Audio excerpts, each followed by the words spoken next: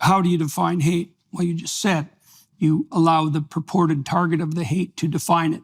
And what they do is they say that they feel hated. So it's a second order form of evidence. The primary evidence in principle is their subjective emotion, but you don't have access to that. So you have to accept their record of their subjective emotion. And you accept that in a manner that isn't questionable. There's no higher authority than their say-so. And the problem with that, it's a variant of the problem with the informants, is that only works, well, it would never work. Let's get that clear. Yeah. But that only works in the ideal situation where people have perfect understanding of the motivation of others, which they don't, and also they're not lying. The problem with that definition of subjective harm is it lays the gates wide open to the Machiavellians and the psychopaths. Yes, yes. And you're also touching on two other important things, right? So number one, unlike most criminal offenses, which require intent of some kind, the intent is not on whether the speaker meant to be hateful. Right. Yeah, it's not relevant. Intent is not relevant, right? That's terrifying. And also, the other thing that's not relevant is truth. If you speak a true fact that is interpreted as a hateful fact and has this effect on somebody, well, that's not going to be a defense either. Right. Right? So you aren't, essentially one of the effects of this kind of legislation is to say you are not allowed to speak the truth. Right. Because that truth... Regardless of intent. Regardless of intent, and regardless of historical fact.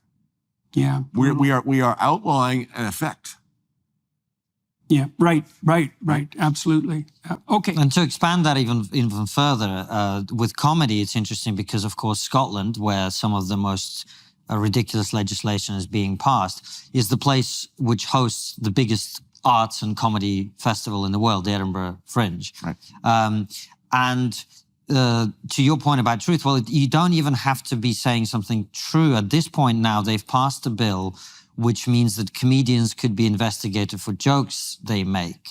Now, that is a level of detachment from context and reality that is even a level above simply, or someone made a true comment. What if I said something sarcastically on stage as a comedian? And what's interesting is comedy seems to be being very particularly targeted, but nobody goes to Macbeth at the theatre and says, oh, I went to the theatre and then this guy went crazy and stabbed his friend. No one says that. But with comedy, for some reason, the character on stage is increasingly being perceived as having the opinions that he's jokingly saying. And so that's another level. So that's right. There's no distinction between the role and the actor. Quite. And what's interesting, if you abstract even further from that, if you've watched Game of Thrones, the scene where you really, truly discover that King Joffrey's gone mad is when he cuts off the tongue of the jester in his court. Yeah. Right. And this symbolism is... Yeah, it's perfect. It's been used throughout history to portray the final conversion into tyranny of a ruler. Well, that's why there was gestures in the court. It's like that was one of the ways everybody could tell that the king wasn't a tyrant. Right. Is that he could tolerate his own jester, his own fool, or welcome him, or find him amusing. That would be best. And this is something that happened when Vladimir Putin first came to power in Russia. Under Boris Yeltsin, there was a kind of liberalization. There was an opening up because in the Soviet Union, you didn't make fun of the political leaders. Nothing was funny in the Soviet Union. Nothing, quite. And that was true. The jokes that people told at the kitchen table were funny, but not in public, of course. But under Boris Yeltsin, there was an opening up, and we had this amazing TV show, which was the equivalent of the British Spitting Image. I don't know if you had the similar thing. Yes. Did you have Spitting Image? No, I know of it, though. Yeah. And it was basically puppets portraying the different political characters. And the first thing Vladimir Putin did when he came to power was to shut that down. So historically, throughout literature and other things, if you're looking for symptoms of tyranny, the shutting down of jokes and humor is right at the top of the canaries list. in the coal mine. Right. Comedians and automobiles, as far as I'm concerned. Yeah. Well, they're so emblematic of personal autonomy. Right. Every tyrant hates the automobile. So even though they all want to have one.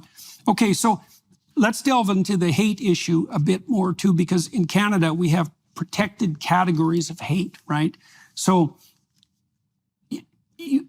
it's a hate crime if it's, I want to make sure I've got this definition right.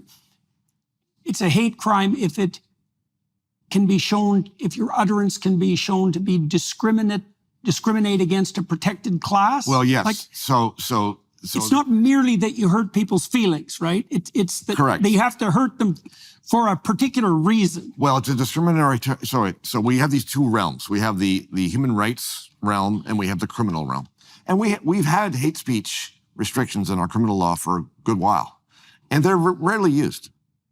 The human rights provisions are much more frequently used because they're much less serious and much easier to trigger, much easier to complain about, and they don't go to a court. They go to one of these tribunals, right? But one of the problems is the dovetailing of this hate speech discriminatory practice idea along with the equality problem that I was just describing before, right? So as with any rule, this rule is going to be applied and interpreted in one direction and not the other. What I mean by that is, if you go around saying that white people are hateful or privileged or colonists or whatever the case may be, that's pretty hateful. If you say they're all, if you're white, you are X. You're being stereotypical and you're making a blanket statement about all of these people who are white.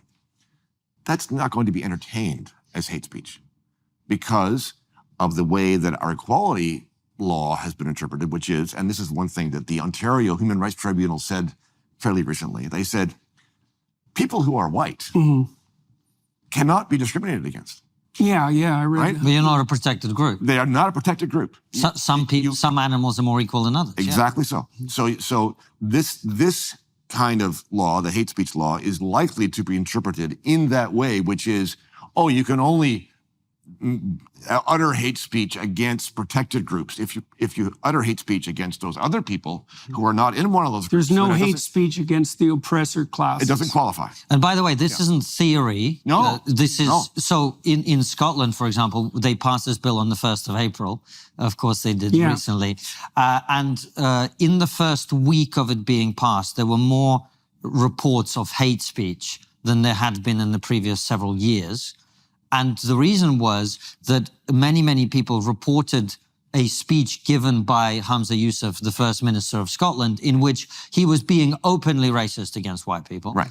And of course, this isn't considered a hate crime. And, it was the BBC interviewed Hamza Yusuf where the interviewer and he himself laughed sort of, almost gratuitously. And, oh, how silly. People would suggest, of course, this is complete nonsense. And frankly, he said, I'm not aware of anyone who's not on the far right who would report this as hate speech. Right. Yeah. It's an absolute case of some animals are more equal than others. And the law is, I'm sure you would agree, is written specifically to create that